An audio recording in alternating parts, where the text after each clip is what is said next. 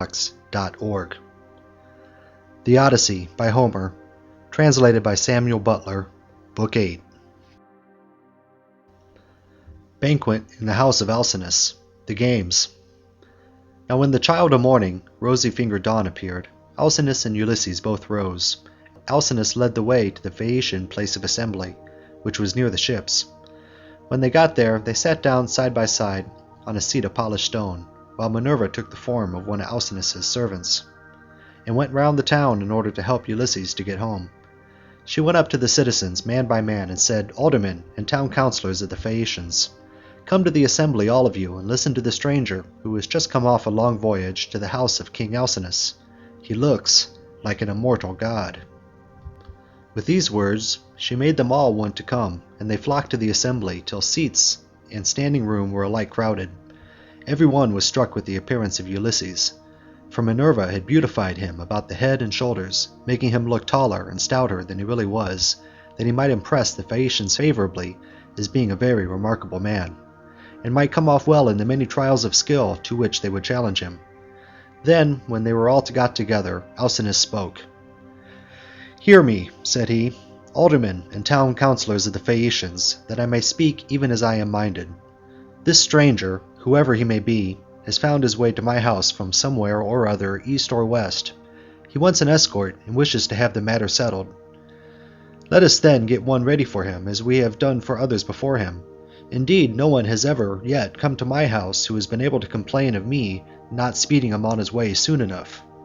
Let us draw a ship into the sea, one that has never yet made a voyage, and man her with 52 of our smartest young sailors. Then, when you have made fast the oars, each by his own seat, leave the ship, and come to my house to prepare a feast. I will find you in everything.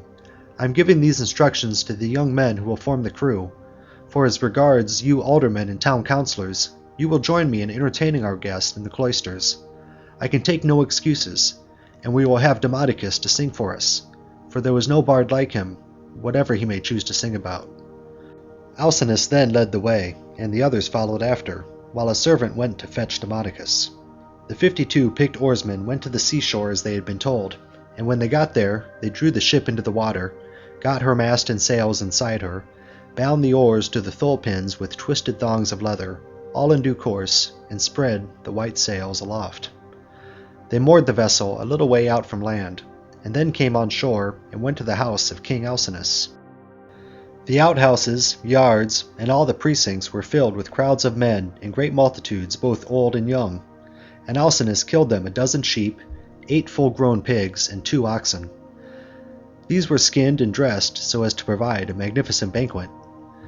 A servant presently led in the famous bard Demodocus, whom the Muse had dearly loved, but to whom she had given both good and evil, for though she had endowed him with a divine gift of song, she had robbed him of his eyesight. Pontonous set a seat for him among the guests, leading it up against a bearing post. He hung the lyre for him on a peg over his head, and showed him where he was to feel for it with his hands. He also set a fair table with a basket of victuals by his side, and a cup of wine from which he might drink whenever he was so disposed. The company then laid their hands upon the good things that were before them, but as soon as they had enough to eat and drink, the Muse inspired Demodocus to sing the feats of heroes, and more especially a matter that was in the mouths of all men, to wit, the quarrel between Achilles and Ulysses, and the fierce words that they heaped on one another, as they sat together at a banquet. But Agamemnon was glad when he heard his chieftains quarrelling with one another, for Apollo had foretold this at Pytho, when he crossed the stone floor to consult the oracle. Here was the beginning of the evil that was by the will of Jove fell upon the Danaans and Trojans. Thus sang the bard, but Ulysses drew his purple mantle over his head and covered his face, for he was ashamed to let the Phaeacians see that he was weeping. When the bard left off singing, he wiped his tears from his eyes, uncovered his face, and taking his cup, made a drink offering to the gods. But when the Phaeacians pressed Demodocus to sing further, for they delighted in his lays, then Ulysses again drew his mantle over his head and wept bitterly. No one noticed his distress except Alcinous, who was sitting near him, and heard the heavy sighs that he was heaving. So he at once said, "Aldermen and town councillors of the Phaeacians, we have had enough now, both of the feast and of the minstrelsy, that is its due accompaniment. Let us proceed therefore to the athletic sports, so that our guest on his return home may be able to tell his friends how much we surpass all other nations as boxers, wrestlers, jumpers, and runners." With these words he led the way, and the others followed after. A servant hung Demodocus's lyre on its peg for him, and led him out of the cloister, and set him on the same way as that along which all the chief men of the Phaeacians were going to see the sports. A crowd of several thousands of people followed them, and there were many excellent competitors for all the prizes. Acroneus, Acalius, Elatrius, Nateus, Primnius, Anchialus, Eretmius, Pontius, Prorius, Thun, Anabesius, and Amphilius, son of Polonius, son of Tecton. There were also Aurelius, son of Naubolus, who was like Mars himself, and was the best-looking man among the Phaeacians, except Laodamas. 3 sons of Alcinous, Laodamas, Halios, and Clytonius, competed also. The foot races came first. The course was set out for them from the starting post, and they raised a dust upon the plain as they all flew forward at the same moment. Clytonius came in first. A long way. He left everyone else behind him by the length of the furrow that a couple of mules can plow in a fallow field. They then turned to the painful art of wrestling, and here Euryalus proved to be the best man. Amphilius excelled all the others in jumping, while at throwing the disc there was no one who could approach Elatrius. Alcinous' son Laodamas was the best boxer, and he it was who presently said, when they had all been diverted with the games, "Let us ask the stranger whether he excels in any of these sports. He seems very powerfully built. His thighs, calves, hands, and neck are all of prodigious strength. Nor is he at all old, but he has suffered much lately, and there is nothing like the sea for making havoc with a man, no matter how strong he is." "You are quite right, Laodamas," replied Euryalus. "Go up to your guest and speak to him about it yourself." When Laodamas heard this, he made his way into the middle of the crowd, and said to Ulysses, "I hope, sir, that you will enter yourself for some one or other of our competitions, if you are skilled in any of them, and you must have gone in for many a one before now. There is nothing that does anyone so much credit all his life long as the showing himself a proper man with his hands and feet. Have a try therefore at something, and banish all sorrow from your mind. Your return home will not be long delayed, for the ship is already drawn into the water, and the crew is found." Ulysses answered, "Laodamas, why do you taunt me in this way? My mind is set rather on cares than contests. I have been through infinite trouble, and am come among you now as a suppliant, praying your king and people to further me on my return home." Then Euryalus, reviling him outright, said, "I gather then that you are unskilled in any of the many sports that men generally delight in. I suppose that you are one of those grasping traders that go about in ships as captains or merchants, and who think of nothing but their outward freights and homeward cargoes. That does not seem to be much of the athlete about you." "For shame, sir," answered Ulysses fiercely. "You are an insolent fellow. So true is it that the gods do not grace all men alike in speech, person, and understanding. One man may be weak of presence, but heaven has adorned this with such a good conversation that he charms everyone who sees him. His honeyed moderation carries his hearers with him, so that he is a leader in all assemblies of his fellows. Wherever he goes he is looked upon to. Another may be as handsome as a god, but his good looks are not crowned with discretion. This is your case. No god could make a finer looking fellow than you are, but you are a fool. Your ill-judged remarks have made me exceedingly angry, and you are quite mistaken, for I excel in a great many athletic exercises. Indeed, so long as I had youth and strength, I was among the first athletes of the age. Now, however, I am worn out by labor and sorrow, for I have gone through much, both on the field of battle and by the waves of the sea. Still, in spite of all this, I will compete, for your taunts have stung me to the quick."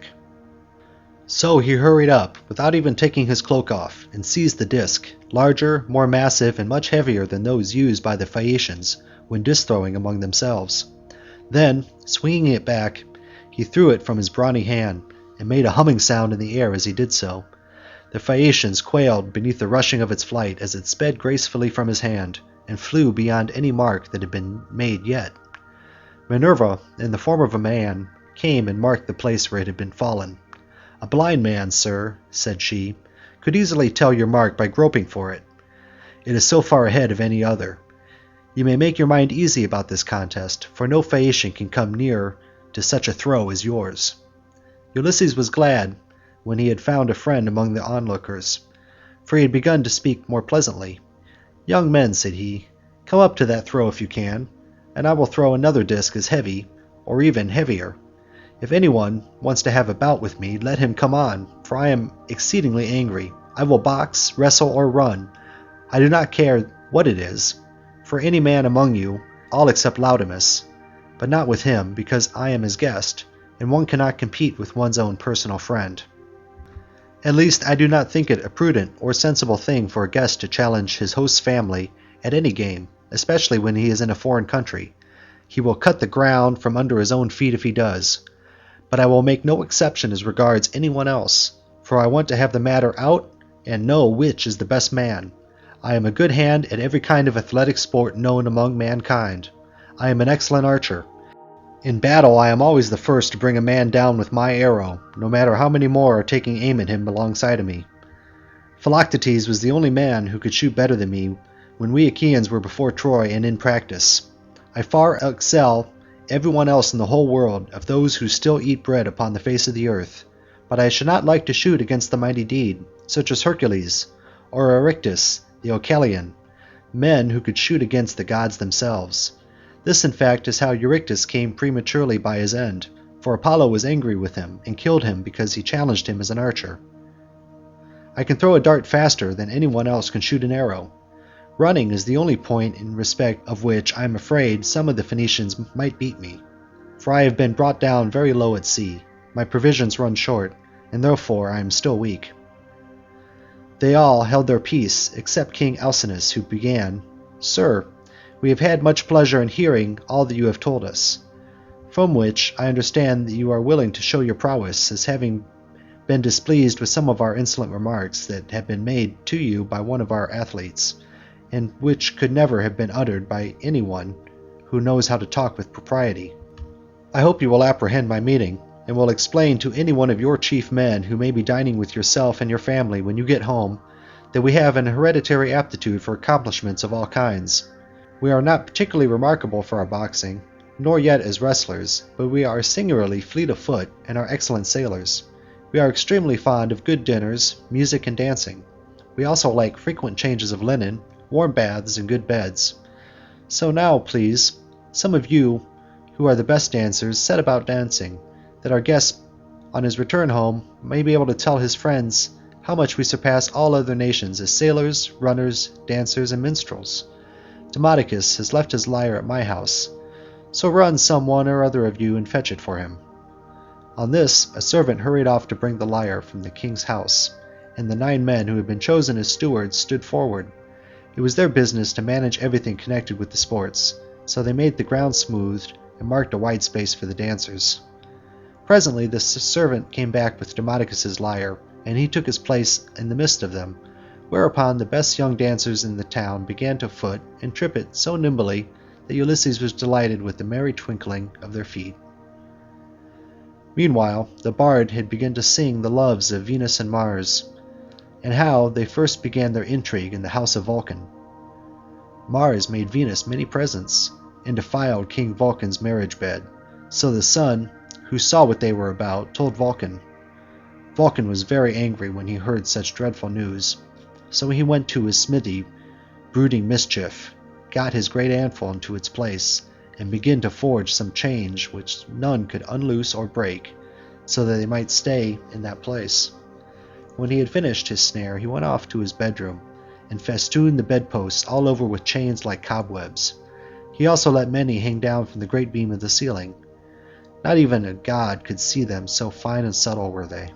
As soon as he had spread the chains all over the bed, he made as though he were setting off for the fair state of Lemnos, which of all places in the world was the one he was the most fond of.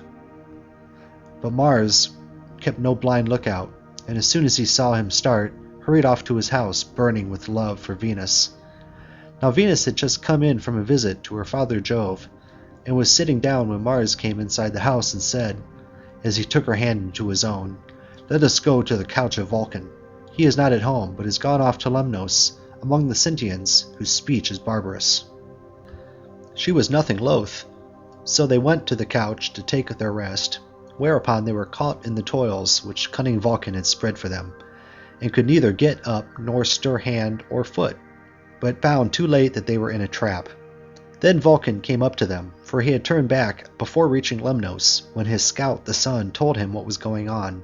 He was in a furious passion, and stood in the vestibule making a dreadful noise as he shouted to all the gods.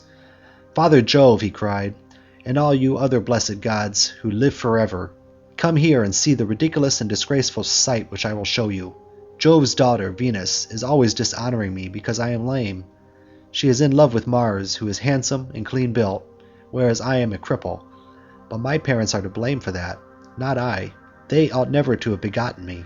Come and see the pair together asleep on my bed. It makes me furious to look at them.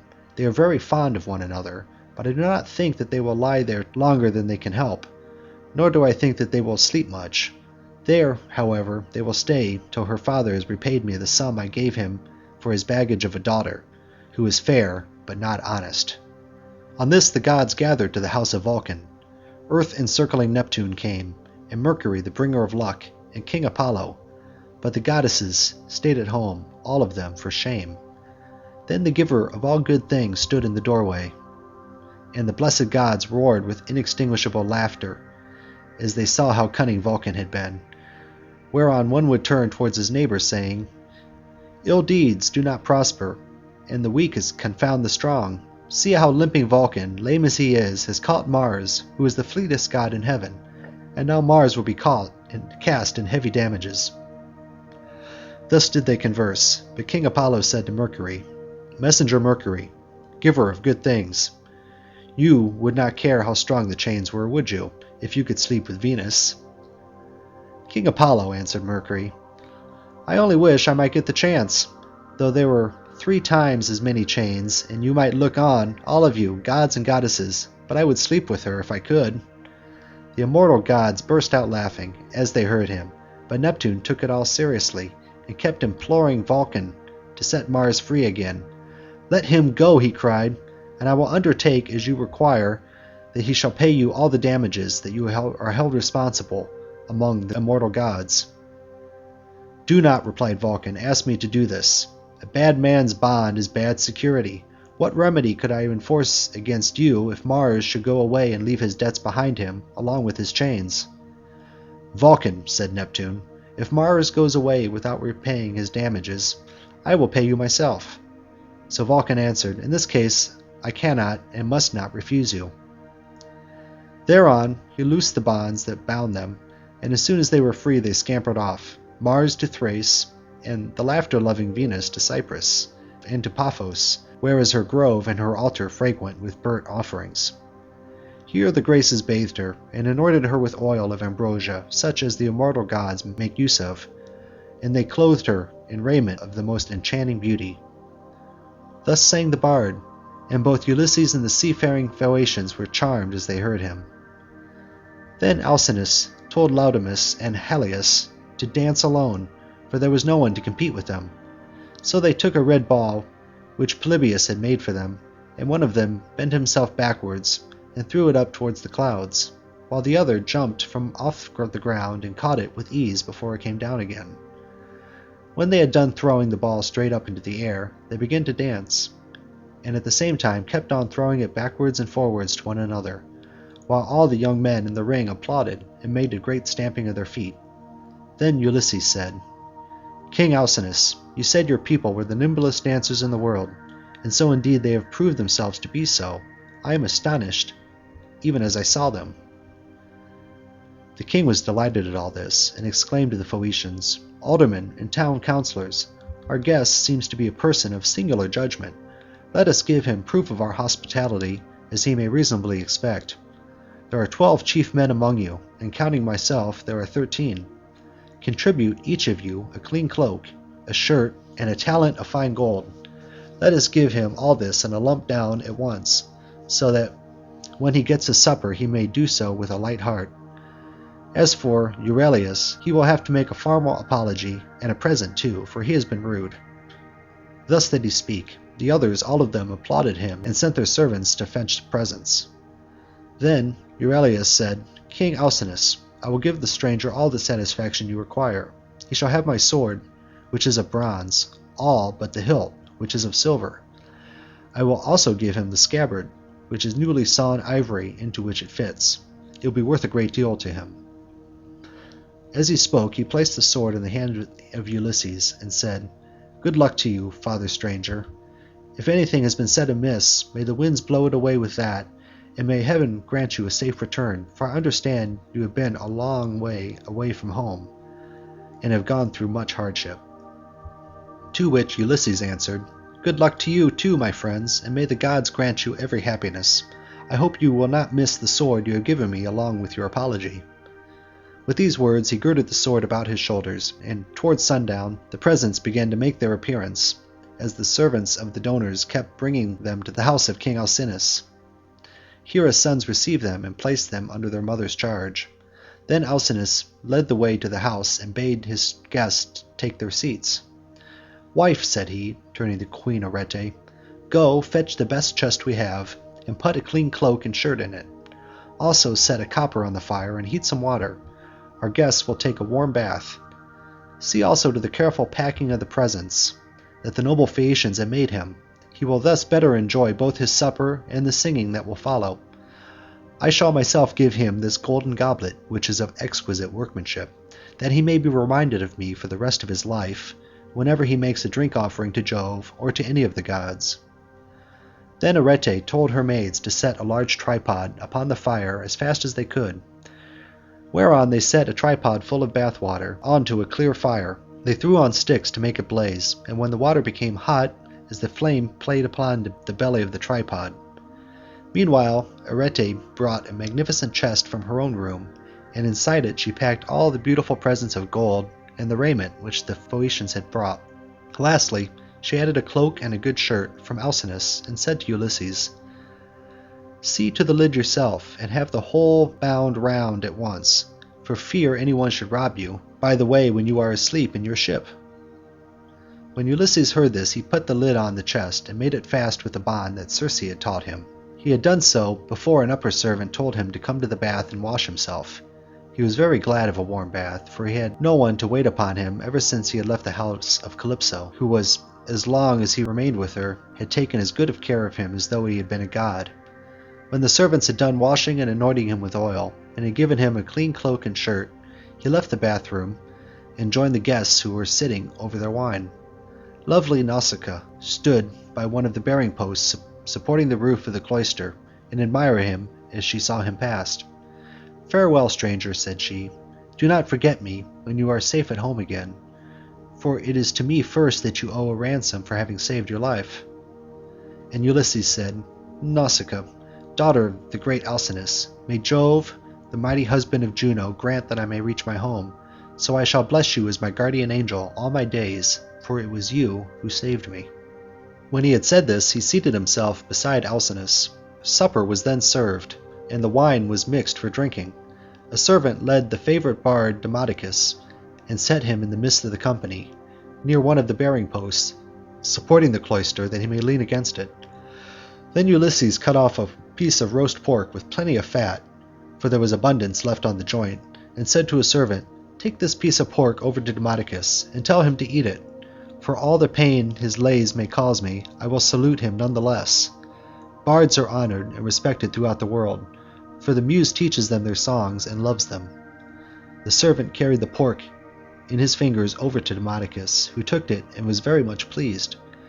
They then laid their hands on all the good things that were before them, and as soon as they had to eat and drink, Ulysses said to Demodocus, "Demodocus, there was no one in the world whom I admire more than I do you.